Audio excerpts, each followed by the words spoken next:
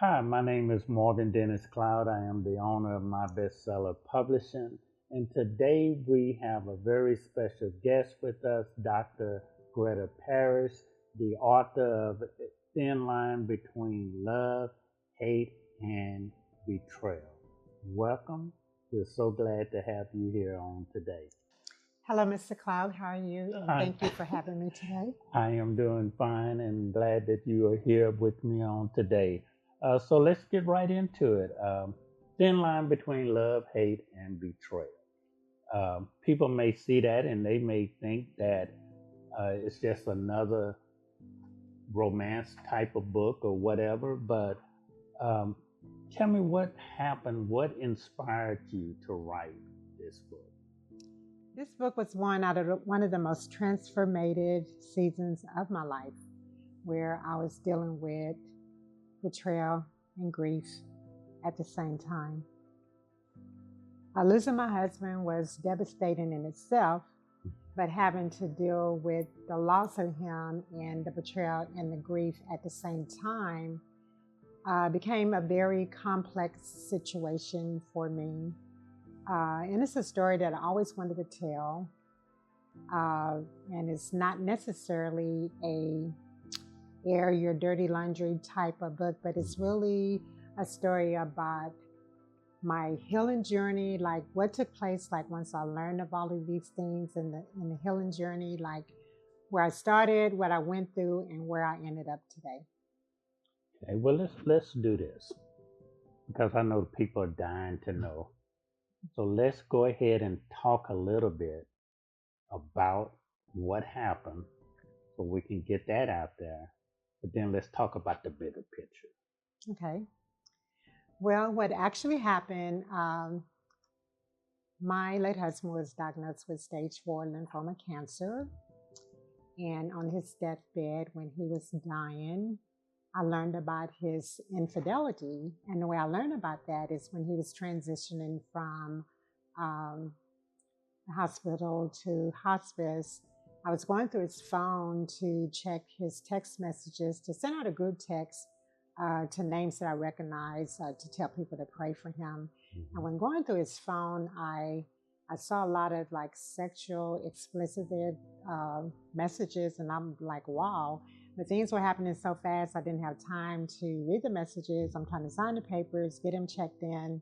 But later on that evening, when I got to the hospice, I went back and I read the messages over and over until it was confirmed that he had been having an affair. And once I discovered what had happened, the next thing is I just wanted to know who it was. I just wanted to know who this person was. So of course the number was saved in the phone, but without a name. So I had no idea. So that's what really happened. Okay, so it sounds like he covered his tracks, uh, apparently very well. Do you have any idea how long the affair had been going on? Well, essentially, I did not know how long the affair was going on, but eventually, after he passed away, I was able to determine through a trail of emails. He documented everything through email. He rated the sex, he documented the rendezvous or whatever. So, in reading those emails over extended time, I learned that it had gone on for 20 years out of our 26-year marriage. Wow. So you're married 26 years. Mhm. He's had an affair for the last 20 years because Yes. I imagine that was a current affair that you found the text messages about. Yes. And you found this when he was on his deathbed. Yes. So the story then is more of a dual whammy. Yes. You're dealing with someone whom you love dying, but then also finding out that he's been unfaithful. How did you how did that make you feel? It was hard, and the biggest thing for me was why. Um, when my husband was dying, he lived long enough for me to confront him, but I chose not to because I felt like he was dying anyway. So I didn't want to put any extra, burden on him. So the hardest thing for me was, not only watching him die, but letting him die with all of the answers that I needed. So when he passed away, it's like I had no closure. Like, how do you find closure when the person you need to find closure with is 6 feet under? So that was the hardest thing for me was not having any closure, not having an opportunity to talk about it. When situations like this occur, most people have, opportunity to, burn clothes, curse somebody out, throw them out the house or whatever. But all of that was taken away from me. And I was just left in a state of confusion and just anger and frustration and just not knowing what to do, where to go, who to turn to at that time. Well, what about your friends? Did you make them aware? Well, in the beginning, it was very, very painful for me to talk about it. Uh, because number one, I was ashamed and I was afraid that people would judge me, look at me like maybe it was my fault. So I was really selective, with whom I choose to reach out to. One of my friends I reached out to, she was really actually the first person that I told.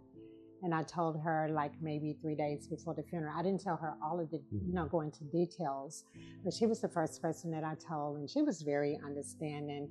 But then I had a friend that I was really, really close to that I thought that would really be there for me, and she was the one that really walked away. It's like she didn't want to hear about it. It's like he died. It happened. Move on with your life. But it wasn't that easy to move on, from something like that. Once it happened, I did not know how to move on. It was very difficult. So I kind of lost some of my friends along the way because no one really wanted to hear or see me go through that part of my life. No one wanted to walk that journey with me. Well, I know it's easier said than done. People on the outside looking in, always quick to say, if it were me, I would do this. Right. But I always say that if you were me, you would do the same thing that I would do because you would have all of my experiences and things, the same thing that I've had. So you'd probably do the same thing that I do. So your friends didn't understand. Yeah.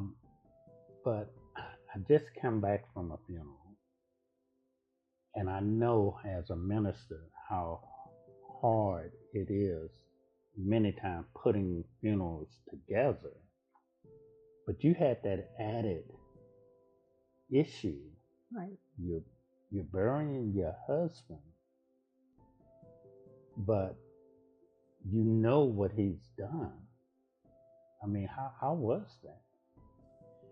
Well, initially it was very hard because I could not grieve for him initially, could not mourn because I'm so angry. I'm trying to figure out, what's going on with this affair, like what happened, why did he do it? So I really didn't know how to grieve for him at that time. I mourned the loss of him because I was just so angry and so frustrated. So it's like I had to put the mourning and the grief aside because I was dealing with the hurt and the pain from the betrayal and learning, all these things that had happened during our marriage. So it was really hard for me to separate the two. Couldn't do them both at the same time. So initially, I set aside the grief um, in the morning for a minute to try and process all of the other things that was happening. Okay, big question. Who was she? Well, who were they should be the answer. Ah, they. But I would start off with the initial one that was in the phone. Like I said, I dialed the number the next day just to maybe figure out. And to my surprise, the person that answered the line, answered the other line, was actually someone that we both knew. Mm. someone that we both knew. Um, I won't say her name for privacy Sure, issues, sure. but it was someone that I've known, and actually someone that was one of his employees at one while. Wow. So, you tell her, I guess, did you tell her that you knew, or did you just tell her that your husband was dying? How did that Well, conversation when go? she answered the phone, I didn't tell her um, what I about the text messages or anything. I just told her that he was dying. He was in hospice and he had gone in hospice on a Friday, and it said he would live past Saturday. And I told her where he was and to pray for him.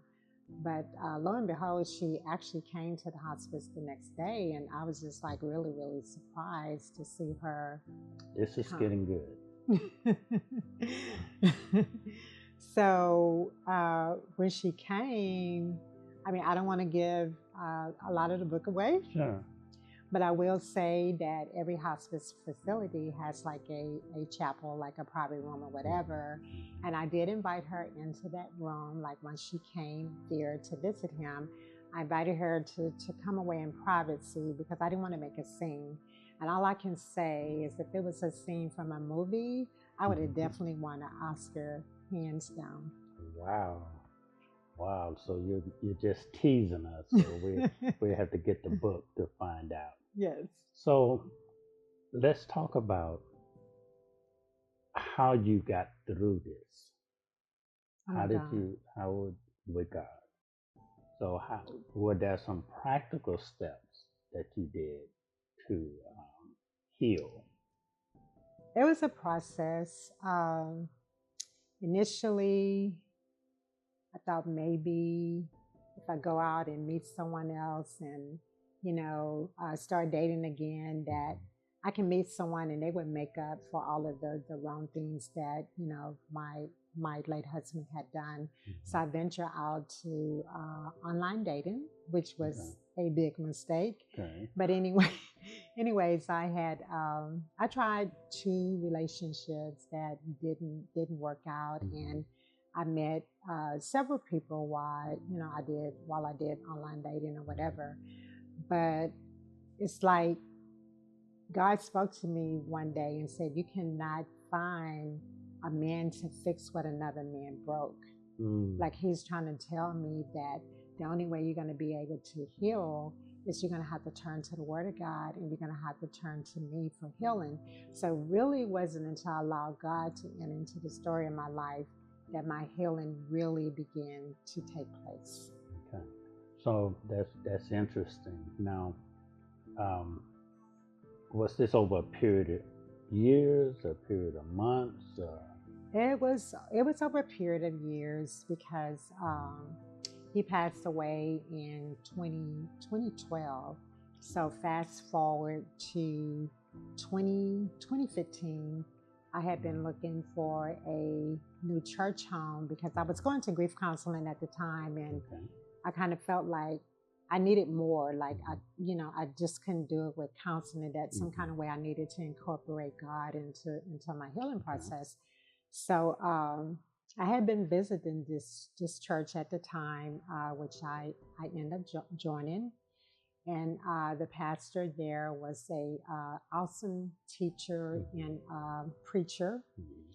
and it's like all the things I was going through. It's like when I would go to church, it's like he was teaching on that very Oh subject. wow. Okay. And like initially I had a problem dealing with forgiveness, and I go to church one day and he's Preaching preaching and on teaching on forgiveness. forgiveness. Yeah. So yeah, so it's like that initiated the healing process. So I just kept going to church and just kept getting fed the Word of God, and I began to read my Bible more, and Mhm. then I began to see like the healing process slowly transforming me. But you make it sound so easy. It was not easy. Mhm. It was not easy. So it took a while. Now, while you're going through this process, um, had you opened up to a lot of people, or it's still just that initial No, I circle had of a friends? very small circle. My grief counselor had told me early on that you needed to find a support group of friends, people that you could really trust, that I really needed someone to talk to. Mhm. Because if I didn't find someone that I can open up and talk to, that I would end up being at the cemetery next to my husband. So I selected a Wow. select group of friends. I would say it wasn't the right group of friends Okay. Okay. Okay. because So maybe they were eventually, associates. yeah. So Mhm. eventually, I mean, it was just me. It was just me and God. I mean, this whole process, it just really just became about me and about Him. And like I said, people listen, but people didn't really know, where I was, what I was Mhm. going through, what I was feeling, because the hardest thing for me was finding closure. Mhm. And I couldn't find Okay. closure. I couldn't forgive him. I mean, I just had so many emotions just Couldn't going ask on. him any Yeah, questions. right. So, Why? yeah, You yeah. know. And I was just totally confused. I Yeah. just didn't know what to think or what to do. Wow. But pray and, Mhm. turn to the Word of God, which eventually is what healed me and transformed my life. So was there any defining moment where you knew in your heart that you had forgiven him and moved on? I think when I start to have like good memories about him, because initially, like I said, I was so angry. Right. Um, almost to the point where I hated him, and sometimes I felt like I wish I could have just taken him out of his misery Mhm. that day when he was in hospice and he was dying. Um, but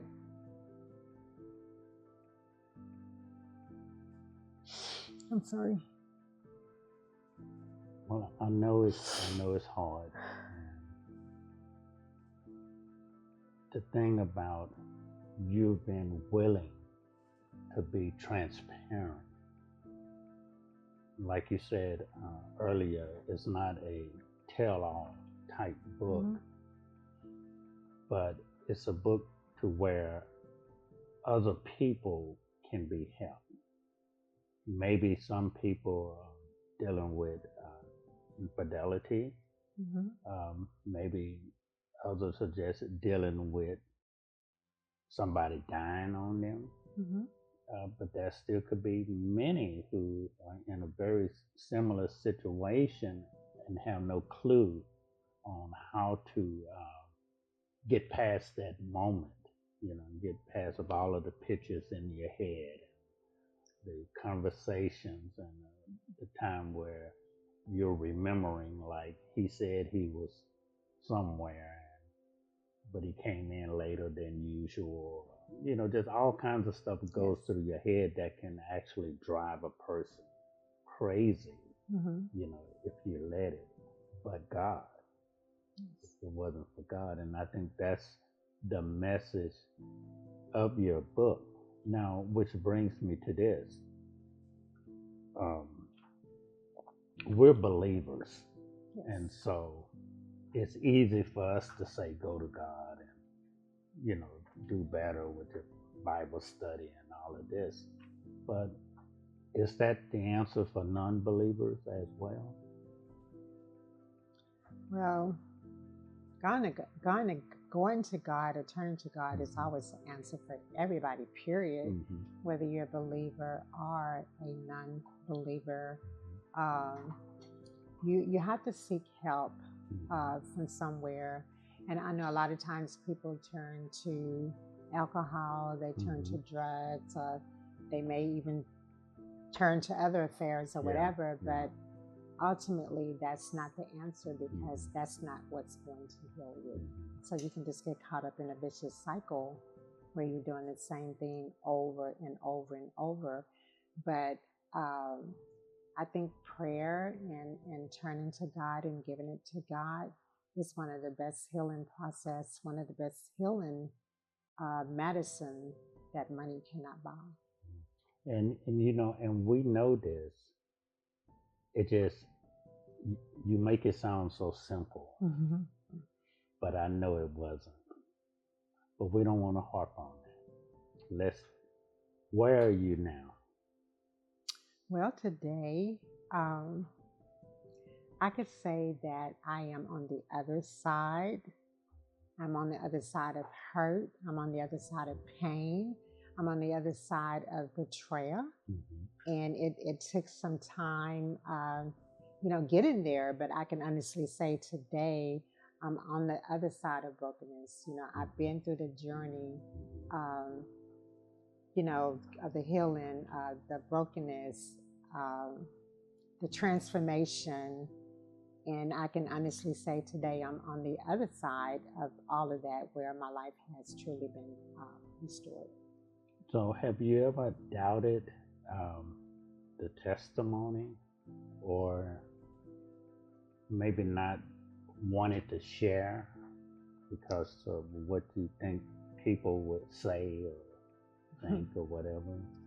Well, it's kind of strange that you asked that, but I don't want to give too much of the book away, but I did end up sharing my testimony on my church platform with my women's ministry, and something kind of led up to that kind of prompted that to come about or whatever, and sharing that story with the first lady of my church. She asked if I would be willing to go on to the social media platform at the time and share my story. At first, I told her, let me think about it. But then, after I prayed about it, because keep in mind, initially, I could never talk about this without crying. It's like every time I talked about it, I would cry because I was still hurting, I was still in pain. But it finally got to the point where I could talk about it without crying, without feeling so much pain.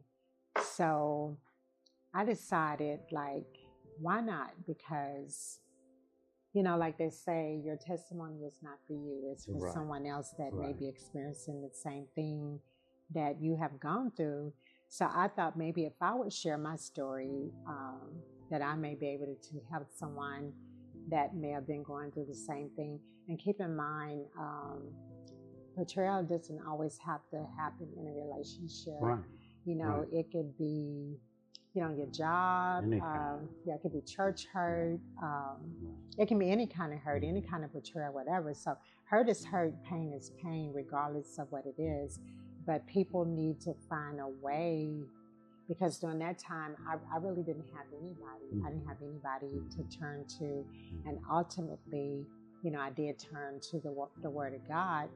But keep in mind, when all of this first happened, my spiritual walk, or like they say, I didn't know God like I know God now, because I had just recently left the Catholic Church. So I was like spiritually starved, and I didn't know the Word of God. So so I just felt like being transparent, putting myself out there, that if it's just 5 or 6 people that may read my book and be able to walk away healed, or find something in my book that may help them deal with the pain or whatever they may be going through at the time, I think that would be great. So your book is a book with a message. Yes. A message of hope and help and getting through and getting over it, but more so trusting God. Yes. Where you are to get you through that dark period of your life. Now, you went back to school. Yes, I did. That was one of my outlets. Okay. So when I first started, going through this journey of pain and healing and transformation, I wanted to keep myself busy, because during that time, like I said, I was distracted and trying to date, where dating wasn't working out. So, God is like, well, you try your way. Now you need to try my way. You need to listen to me. So one day I just decided, you know what? I'm going to go back to school to complete my undergrad. And I did. I went back to school to complete my undergrad. That led to the MBA. Mhm. Wasn't planned, Mhm. but that led to the MBA. And in my MBA program, there were two professors that kind of saw something in me that I didn't see in myself, that Mhm. they thought that, I could That's go how to it the next happens. level. Mhm. And because of that, and because of their faith in me, and believing that I could excel to the next level, I went from undergrad, where I graduated magna cum laude. All right. All Then I right. went on and I finished the MBA program with a 4.0, and that led me to the doctoral program, which was a 5-year journey.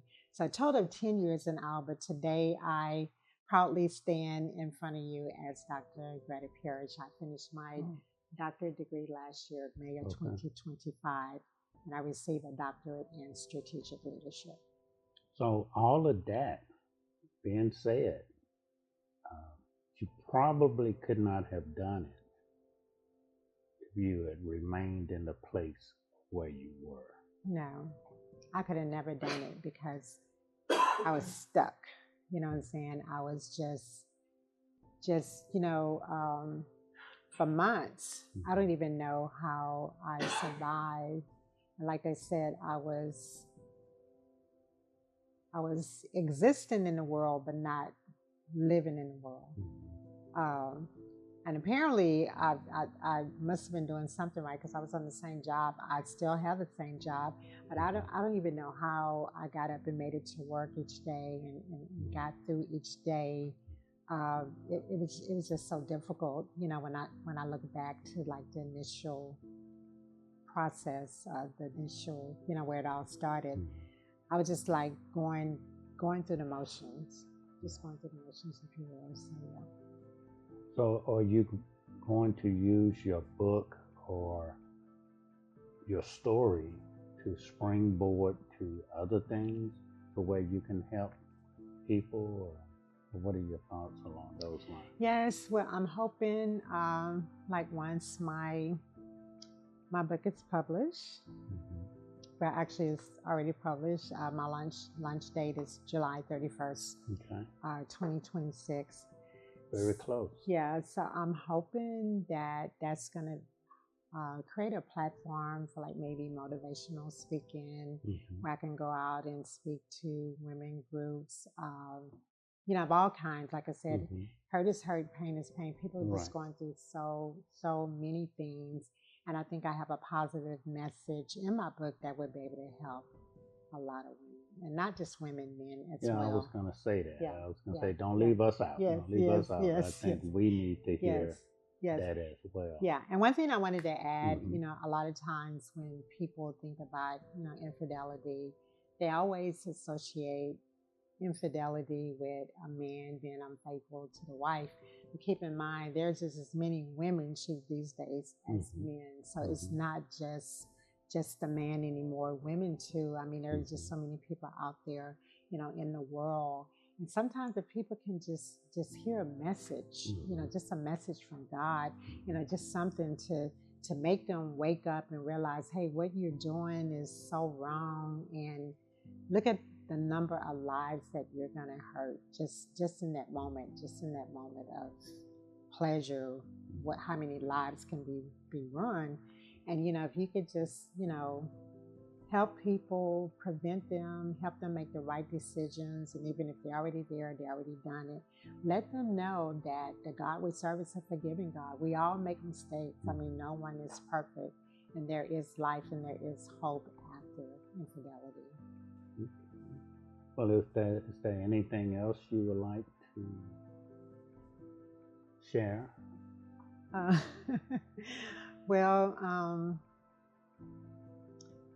like you said earlier, the question that you asked, how did I get to this? Like, how did I get to like really wanting to share my story? Hmm. But being transparent, I mean, it really took a lot, because I had to ask myself, that you really want to put yourself out there? Hmm. Because once the story is out there, you Hmm. can't take it back. And a lot of people are going to read the book. A lot of people not. You even said that yourself. Everybody's Mm-hmm. not going to like your book. A lot of Mm-hmm. people are going to love your book, Mm-hmm. but the book is it has very positive messages in it. I know a lot of people are going to look at the title and be like, "Oh, but it's really not about It's that." more than. Yeah, and like you said early on when we first started, writing this, and keep in mind, I did this for my dissertation project for graduation, and we had to kind of like change the story because for school it had a lot of leadership application and leadership theory, and you told me that no one wants to read a textbook, so because of that we had to kind of Almost no. yeah, almost no one wants to read a textbook, but at least not when people are buying books. You only want to read a textbook when you're in school and you have to buy one. but like you said, we had to kind of change it up. So I had to tell a little bit more of the narrative, but more like in a story format to kind of like engage the audience and to capture their attention, to bring them into the story. So that part in itself was kind of difficult, but the book kind of started off one direction, but it really ended up going into a totally different place. Yes. Well, it's a really good book.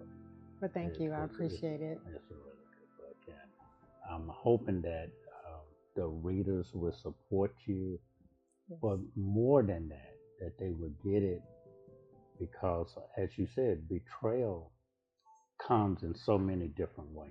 Yes. That's your story, Yes. but people are betrayed every day by business partners, by best friends, by Yes. family members, and but they have to learn how to forgive and move on. And I think you did a good job um, of capturing the story, but also you did a good job of being true Yes. to the story, because Yes.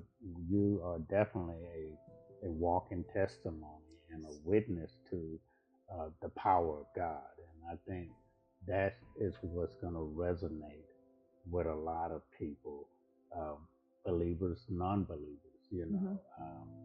black people, white people, Hispanics, it cuts across all races and Yes. people. It just so happens that, you know, you were black, but it's not a black story. No. It's a story of two people who got married. One had an affair and he died before you had a chance to get closure for the affair, Right. and then you have to live after that because you have a son as well, right? Yes. How did he process everything? Well, first of all, keep in mind, as far as my late husband is concerned, he took all of this to his grave with him.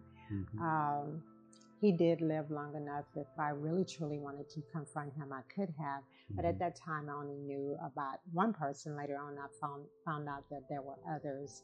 Wow. But eventually, I had to tell my son. I didn't want to. He was very hurt. He was very, angry with his father. But it's like we kind of talked about it that one day, and from that point on, we never spoke about it again because I felt like that was my burden to carry, and not my son's burden to carry. And I always wanted him to have, a good memory and a good image of, his dad, because he loved his father, but what his father did not have anything to do with him. His dad loved him truly. So, like I said, we talked about it once, and it's not something that we talk about because I felt like it was my burden. It was my hurt, my pain, my journey, and my story to tell and to share the way that I chose to do it. Okay. Well, as we come to a close, tell us a little bit more about the book launch. I'm excited. Where, and I am totally excited about the book launch. we did the flyers, and Mhm. I initially reached out to my close friends and family because I wanted them to have dibs on the Mhm. sale price. Mhm. Mhm. We have a pre-sale that's going on that's actually supposed to have started on June 28th through July 5th. Just like a store, when you have a Mhm. sale, you put it out there. Right. But I had no idea once I put it out on social media that I was going to sell out of all of the pre-sale copies in 2 days. Wow. To God be the Uh, glory. So I we'll have didn't to know order more that was going to copies. happen, but I did know you were going to sell some books. Yes, yes. Yeah. So I'm excited. A lot of people are excited for me. They're happy for me. A lot of my family and friends and Mhm. my church members. I Mhm. mean, they know part of the story, Mhm. but the book goes a little bit more in depth and give Mhm. you more, details. Initially everything was like surface level. So, Mhm. in the book I dive a little bit deeper. Mhm. Still not to air dirty laundry Right. of any Right. sort, And you did a good but job thank you. of Just to get my that. point across to let people know that things like this takes place in life, Yeah. and it's really all about how you come out on the other side. You can choose to stay there forever, or you can choose to do better and move from that. So ultimately, that's the message. You go through something, you deal with it, you heal. You allow God to enter into your story, and when God enters into the story of your life, Mhm. you will be transformed, you will be healed, and your life will be restored. So where is the book launch? The book launch is going to be at Books and More bookstore. It's off of Highway 6 and 1092. I'm not really sure of the address, but I have it right here Yeah. on one of the flyers. Okay. This is the flyer that y'all seen on social media. And the address is actually 3340 FM 1092, Suite 130, Missouri City, Texas 77459.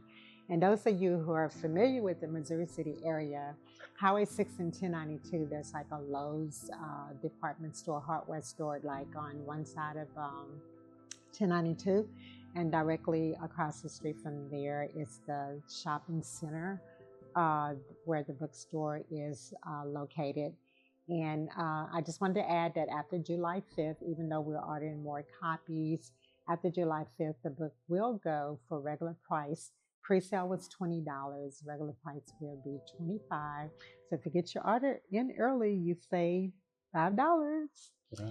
So I'm Okay. excited. We're going to have a live platform there that Yeah. night, That's good. questioning, book discussions. We're going to have refreshments. It's going to be door prizes. So I'm just totally excited about what God has done and what God continues to do and what He's getting ready to do in my life. What time? Oh, the book signing is from 6:30 to 9 p.m. All right. Any final words? No, that's it. That's it. Just come I'm out. just excited. I'm Yeah. nervous. I'm excited. I'm nervous. I'm grateful. I'm thankful. I like all of the above, all wrapped up in one. So, hey, All right. Well, thank you so much for being my guest on today, and thank we you for look having forward me. to really good things uh, from not just the book, but Yeah, what else yeah, God has for you. yeah. I And really can I believe add so. one thing, Yeah, please? of course. Okay, so I just want everyone to know that it's kind of amazing how things come full circle in life. Because the way I met Mr. Marvin, the guy that hired me, or I should say, the man that hired me for my first job ever in oil and gas when I was 19 years old, someone told me that he was writing a book and they connected me with him. And when I met him and I talked to him, he told me about Mr. Marvin. Oh, And I called him on the phone that day, and I think we talked on the phone for 2.5 hours. yeah. And I just thank God for him because I was meeting a lot of publishers, and I don't know, people, there are a lot of shady people out there that, they say they're going to offer one thing and you start asking questions and the story changes or whatever. But God was protecting me the whole entire Mm. time because not only he's a publisher, he's also a deacon. No, a pastor, minister. minister, a man of God. So I knew that he could be Yeah. trusted. And I just thank God that he sent him into my life. And I mean, we just came together and we Yeah. formed a Yeah. relationship. And Yeah. And we work yeah, well together. yeah, we work very We well work well together and together. looking forward to working with him on many other projects. Yeah. Book 2 and book 3. Yes, yes. All right. Well, thank you so much, Greta. We really enjoyed having you today. People are going to be, um, their lives are going to be changed by your book. Those who are going through hurt and betrayal and all kinds of facets of life, um, the book is going to be a healing source for them. And so we just thank you for being with us on today. And we look forward to everyone coming out on July 31st Yes. for your book launch and supporting you throughout your journey. Thank you. You're welcome.